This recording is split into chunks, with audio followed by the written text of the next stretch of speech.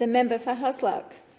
My question for the Minister is, how is the government ensuring we are better prepared to face bushfire in the next high-risk weather season? And I ask this because I live in the Perth Hills, surrounded by the Beeloo Forest, and due to the effects of climate change, the risk of fire in some parts of Australia is elevated. The southwest of the country, of Western Australia in particular, over the past 30 years at least, has been experiencing a drying climate. The region includes about 92% of Western Australia's population. These challenges are shared across the southwest and felt most keenly by people who live in my electorate across the hills and in the forests of the region.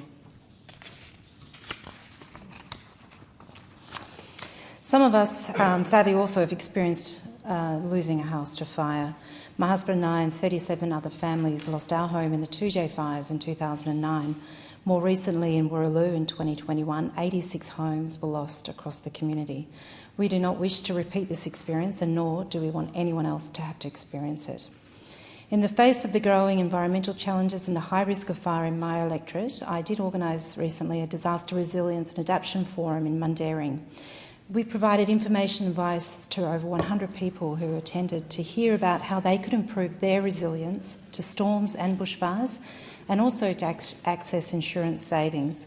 We had presenters from Natural Hazards Research Australia, funded by the federal government, Telstra, the NBN, the Resilient Building Council, which has a wonderful app now that people can access to learn how to mitigate and lower their risk, insurers and the Western Australian State Government. The event was really well received, with many electors from my community grateful to obtain the tools that they need to increase their own household resilience.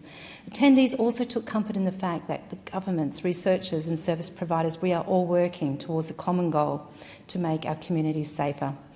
Because the first duty of government is to provide security. Security in relation to bushfire requires the federal government to take a coordinating and support role where appropriate, to marshal its resources in a consistent and a useful manner, and really to work in concert with the states, who do have the primary responsibility to meet the needs of bushfire preparedness, emergency response and disaster recovery in a timely manner.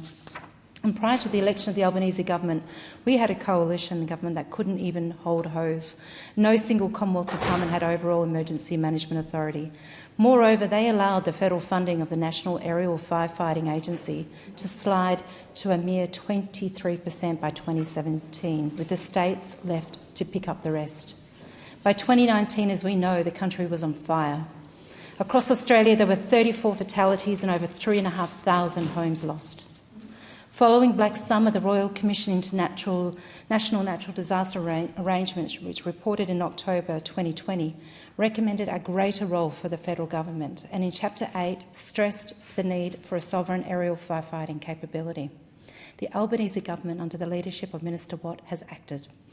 We've established NEMA, the National Emergency Management Agency, bringing together the functions of Emergency Management Australia and the National Recovery and Resilience Agency.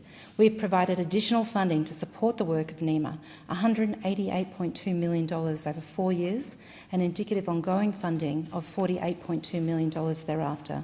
We acknowledge that emergency management needs a secure footing as an enduring entity so as to be able to plan for the challenges of the future as well as those in the present. These provisions afford certainty to NEMA and also demonstrate the government's commitment to reducing risk and bringing about systemic change in the way we prepare for and respond to emergencies such as bushfires.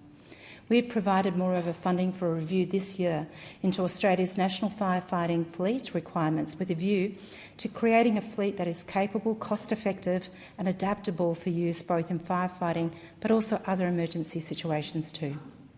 But without waiting for that review, the budget already sees increased funding for the national aerial capability by $35.1 million over the next 2 years, bringing the total annual funding over that period to about $50 million. In addition, the government has injected extra funding into the National Emergency Management Stockpile, with funding over $26 million over the next 3 years, with an independent review again in 2026 expected.